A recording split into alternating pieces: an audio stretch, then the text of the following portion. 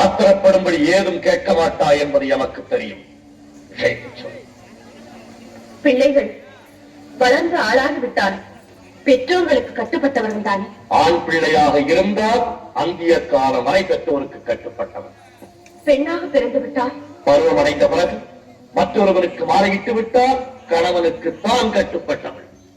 மற்றொருவருக்கு மாலையிட்ட பின் பெற்றவர்களை அந்த பெண் மறந்துவிட வேண்டியதுதான். சுற்றி வளைத்து நீ எங்கு வருகிறாய் என்று எமக்கு புரிகிறது. சுருக்கமாக சொல். சுவாமி, கோபப்பட்டு விடாதீர்கள். மறுமுறையும் மன்றாடி கேட்டுக் கொள்கிறேன். என்ன கேட்கப் போகிறாய்? என் தந்தை தட்சன் நடத்தும் யாகத்திற்கு சென்று வர வேண்டும் என்று மனதில் தோன்றுகிறது. உத்தரவு கொடுப்பீர்களா? என்னை அவமானப்படுத்த வேண்டும் என்பதற்காகவே எனக்கு அழைப்பு விடுக்காமல் யாகத்தை தொடங்கி இருக்கிறான் தட்சன். எனக்கு வழக்கமாக சேர வேண்டிய அவர் பாகத்தையும் தர மறுக்கிறான். அப்படிப்பட்ட கொடியவன் நடத்தும் யாகத்திற்கு நீ செல்வதா? நீ தந்தையாக இருப்பதா? அவன் தவறை மறைப்பதா? அதற்கு நான் உத்தரவு தருவதா? சுவாமி, அவர் அழைக்க மறுத்ததையும் அவிர்வாகம் கொடுக்காமல் இருப்பதையும் குற்றம் என்று சுட்டிக்காட்டி உங்களையும் வரவேற்று யாகத்தையும் முடியுங்கள் என்று அறிவுரை கூடத்தான் போட்டேன். அறிவு தட்சனுக்கு ஏராளம், அதைவிட ஆணவம் ஏராளம் ஏராளம். அந்த ஆணவத்தை அகற்றி நல்லறிவு புகுத்தத்தான் நான் போகிறேன். உன்னால் முடியாது. ஏன் முடியாது? அவன் அழியும் காலம் வந்து விட்டது. அதை தடுத்து நான் நிறுத்துகிறேன். நடக்காது. ஏன் நடக்காது? அவன் விதி முடிந்து விட்டது. அந்த விதியை என் மதியால் வெல்லுகிறேன். வேறையே அவமானப்பட்டு திரும்ப போகிறாய். இல்லை, என் தந்தை ஈசனுக்கு விரோதி என்ன என்ற அளவுக்கு அவர் மனதை மாற்றிவிட்டு வெற்றியுடன் திரும்பி வருகிறேன். ஒரு பெண்ணுக்கு பிறந்த வீடு சாஸ்வதமா அல்லது புகுந்த வீடு நிரந்தரமா? இதற்கு பதில் சொல்லிவிட்டு பிறந்த வீட்டிற்கு பெருமையும் புகுந்த வீட்டிற்கு நற்பெயரும் தேடி தருவதுதான் பெண்ணின் கடமை. ஆனால் நீ கணவன் சொல்ல மீறி தந்தையை காண செல்லுகிறாய். என்ன செய்வது? பாசம் என்னை தூண்டுகிறது. வளர்த்த கொடுமை என் நெஞ்சத்தை வாட்டுகிறது. போவது உங்களுக்கு பிடிக்கவில்லை, போகாமல் இருக்க என்னால் முடியவில்லை.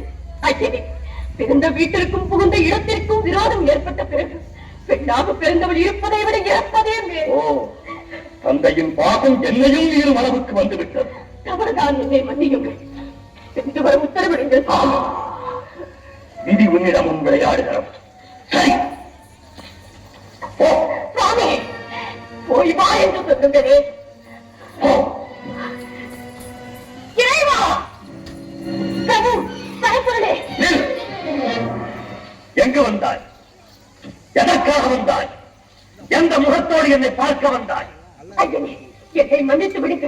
பெண் புத்தி பின் புத்தி என்ற சொல்லுக்கு இலக்கணம் கண்டுவிட்டேன். பாசத்திற்காக சென்று பலனை அனுபவித்து விட்டேன். போதும், நான் பட்டேன். அனைத்து மறந்து அடியாரை ஏற்றுக்கொள்ளுங்கள். உன்னை இனி நான் ஏற்றுக்கொள்வதா? யார் நீ? நான் யார் என்பதை கூடவா மறந்து விட்டீர்கள்? நினைத்தாலும் நினைவிற்கு வரவில்லை. உங்களையே சதம் என்று நம்பி வந்திருக்கும் என்னை சோதித்து விடாதீர்கள். ஏற்றுக்கொள்ளுங்கள். என் சொல்ல மீறி என் வாய்ப்படியை கடந்த போதே என் மனைவி இறந்து விட்டாள். என் பரம எதிரின் தச்சனை மகள் தாட்சாயணி தான் இப்போது வந்திருக்கிறார். இல்லை இல்லை, இனி ஒரு முறை என்னை தச்சன் மகள் என்று சொல்லாதீர்கள். அவர் எனக்கு தந்தை மல்ல, நான் அவருக்கு மகள் மல்ல என்று ஊரடிய சொல்லிவிட்டு அவர் யாகவும் முடியாமல் போகட்டும் என்று தவித்து விட்டு வந்தேன். உன் சாதனை ஒன்று செய்யாது. என்னால் ஏவப்பட்டிருக்கும் வீரபக்தன் இந்நேரம் தச்சனை பழிவாங்கி யாகத்தையும் அழித்திருப்பான். எப்படியோ தொலையட்டும். என்னை பொறுத்தவரை தவறை உணர்ந்து விட்டேன். மன்னிப்பேன் என்று ஒரு வார்த்தை சொல்லுங்கள். மனதால், வாக்கால், காயத்தால், முக்காலும் உனக்கு மன்னிப்பே கிடையாது. போக மாட்டேன். உயிரை விட்டாலும் உங்கள் திருவடிகளில் விடுவேனே தவிர இந்த இடத்தை விட்டு ஒரு கணமும் என்னால் பிரிந்திருக்க முடியாது. கிடையாது. என்னோடு சேர்ந்து வாழும் பாக்கியம் இனி உனக்கு கிடையாது. சோதித்தது போதும். இனி வேதனையை என்னால் காண முடியாது. ஏற்றுக்கொள்ளுங்கள். சக்தி, இரவை வாழ்ந்து தக்கன் மகளந்த பாகத்தால் தவறு செய்து விட்டாய். இதற்கு தக்க தண்டனை நீ என்னை பிரிந்திருக்க வேண்டியது. தவறு செய்வது மனித இனம், மன்னிப்பது தெய்வீக குணம் என்று உலகிற்கே உபதேசம் செய்த தாங்களா இப்படி பேசுகிறீர்கள்? உன் தவறுக்கு மன்னிப்பே கிடையாது. போ. அப்படி பிரயோகித்து விடாதீர்கள். என்னை பிரிந்து தனிமையில் இருக்க வேண்டாம். இனி எனக்கு தேவையில்லை. உலகில் இனி நாமே தனித்து இயங்கிக் கொள்வோம். உறுதியாகத்தான் சொல்கிறீர்களா? இறுதியாகவும் சொல்லுகிறேன். எங்கே? என்னை பார்த்து இனி ஒரு முறை சொல்லுங்கள். உன் முகத்தை பார்க்கவும் தயாராகில்லை. ஈசனே, என் துணையின்றி உம்மால் ஒரு காலம் தனித்து இயங்க முடியாது என்பதை நன்றாக நினைவில் வைத்துக் கொள்ளும். சக்தி, ஆணவத்தால் அழியாதே. சர்வம் சிவமயம்.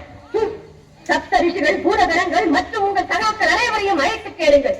சக்தி இல்லையே சிவம் இல்லை என்று தக்க பதில் கூறுவார்கள். தகாத வார்த்தைகள் பேசாதே.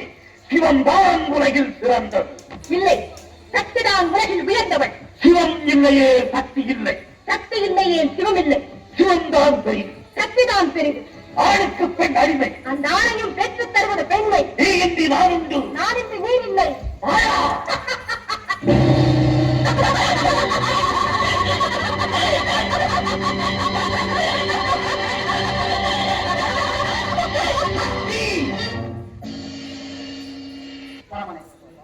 அறிந்தும் அறியாதவர் போல் எதற்காக இந்த நாடகம் ஆடி?